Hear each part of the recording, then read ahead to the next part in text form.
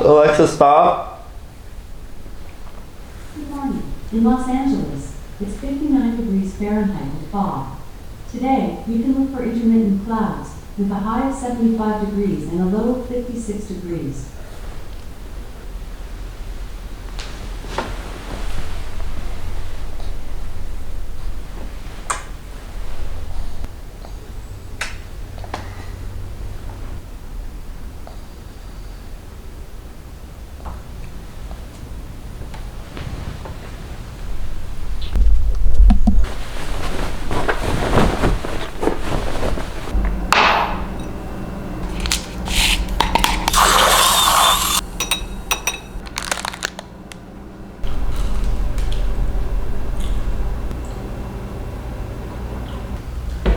Alexa, play workout music. Here's a personalized workout station based on your listening history. Oh yeah, whoa, look, they can never keep me down, I'm going. And if I ever fail, just know I'll go again. I never quit, cause I know that every loss may lead to another win. I'm going up. I bet when I land, they gon' tell me it's luck again. See that I'm winning, it's harder to watch. I'm setting the stage, you should give me my props. You ain't got no soul, you lacking the spirit. You talk out your neck, I'ma show you I'm with it. I would really hate for you to sit and watch me win again and win again and win again. I know it's probably getting on me and win a synonym. So if I ever win again, it's no I did the minimum. I didn't have to sell my soul.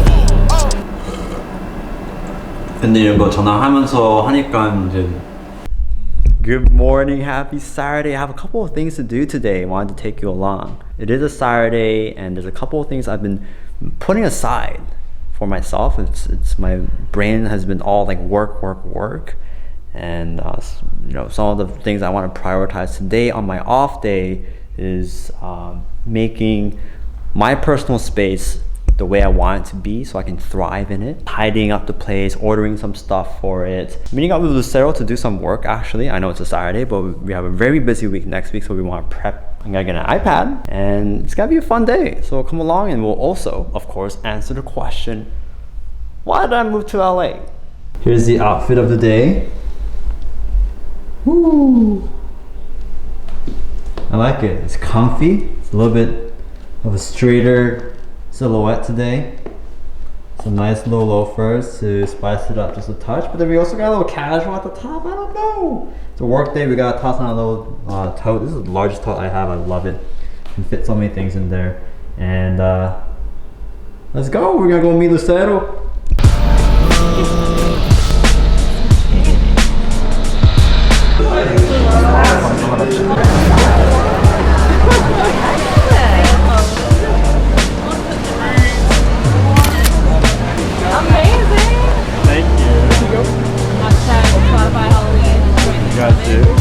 We were taking the photos of the witches, and when we were in the line, the guy who's creating the line was like, oh, would you guys want some free tea and coffee, and you can take some photos with the witch. Oh, she's a good witch. And then I was like, where's the bad witch? How embarrassing! Ooh, that sugar sweet, you got what I need. Sipping on the potion, all that good emotion, just my kind of heat. Keep it on repeat, tested by the motion, loving this devotion. Live it up, live it up, live it up, sweet emotion. 'Cause every time, every night, you and I on a roll. Switch it up, switch it up, switch it up where I'm going. Stay on the fly just in time, know the right way to go. I'm on the road, it's my time, taking control of my life. I want to run the red lights, I've got to run this show.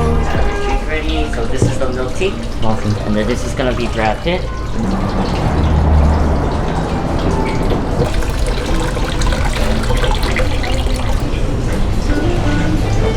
Yeah, this is one of the prettiest like cafes I've seen. Lucero took me here. I always think it's very interesting when cafes have specialty drinks. Like this one that Lucero got right now is called the Brad Pitt, and they have a Brad Pitt and an Angelina. But the funny thing is their most popular one is the Brad Pitt. Are you team Brad Pitt or Angelina? Angelina. Oh yes, yeah. Let's go get this in. Damn, who is she? Is she here to work or is she here to stream? While Lucero says she's gonna get work done, I'm gonna be setting up my new iPad and drinking my coffee.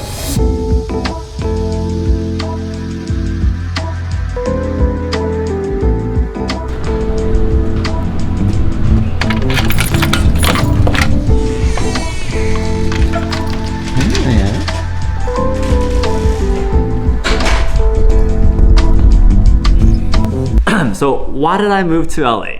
Well, to tell you that answer, I need to tell you a little background story. So here we go. Okay, but first of all, isn't this beautiful? Oh my goodness. Look at this. Look at this. Maya's so happy, all this space. Of course, we still have lots of boxes and still a lot of packaging and unpackaging to do. Woo! Beautiful. Anyway, back to the story and answer of why I moved to LA. Let's do this. Alright, so for the people who don't know me, I'm a portrait photographer and I started my small business about 5 years ago, 6 years ago, during my college time in UC Davis. And if you're in the same boat and you're a creative and you're dabbling in some sort of art and you're like, David, should I go to college? You went to college. Well, I made a perfect video for you right over wherever that is. Click on that and it might be pretty helpful for you. Something incredible I learned from very early on from my mentor, Sue Bryce, was to not blame your city or anything big concept like that you can't change for the lack of business or the failure of your business. This was such a valuable lesson to me because all the narrative around me from creatives starting their small business was, oh, small town people don't value creativity, so that's why they're not hiring me. That's why my small business isn't thriving. That's why I'm not getting clients. Those LA people and New York people have it so good because they're getting clients because the people around them get them. The people in my small city don't want portraits, don't want paintings, don't want blah blah blah. I should be moving to LA. If I moved to LA or New York, I would have a thriving business. And you might have heard that before, or maybe if you're a creative right now, you're feeling that as well, because as creatives, we don't develop our business mindset. Again, the big lesson here was that the easier thing to do was to blame all the failures and non-success to the big things that you can't change, like the city that you're in. But what Sue really taught me was to put that aside and really work on the things that you can control. At the end of the day, success of small businesses aren't built on excuses, it's built on hard work and perseverance. So fast forward to 2019 when my TikTok blew up and I started filling my calendar with new clients. Yo, it blew my mind. It still does. That clients were willing to fly in from as far as the East Coast, even Hawaii, to some little town called Sacramento to be photographed by me in my studio. This supported even more of my reasoning of not needing to move to a bigger city. Why, in any business mindset, do I need to 2 times, 3 times, even 4 times my overhead, my rent, when my clients were coming to me wherever I was, and I could be spending way less on my living costs and my rent while making the same amount. However, at the same time, my 3-year commercial lease for this Sacramento studio that you probably saw a lot because I filmed so many things in there was coming to an end, and I was this close to signing another 3-year lease somewhere that was like 8 blocks down in Sacramento. Then somewhere in my heart, I asked myself, David, what's stopping you from moving? One big realization I had was, as much as I traveled a lot, moved around the countries, again, I lived 9 years in Hong Kong, 9 years in Korea, and then another 9 in America. One thing I realized was that I never really moved somewhere for myself. I moved back and forth from Korea to Hong Kong, not on my will. It was because of my family, my dad's job. We had to move back and forth. I had no say in that.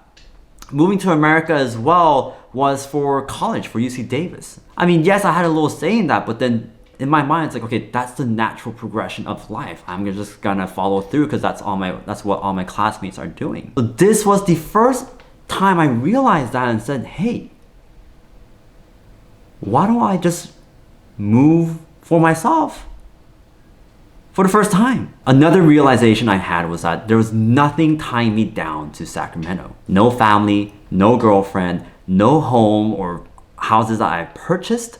I was renting still. My lease was up too. There was no contract binding me down. All I had was my little fur baby Maya.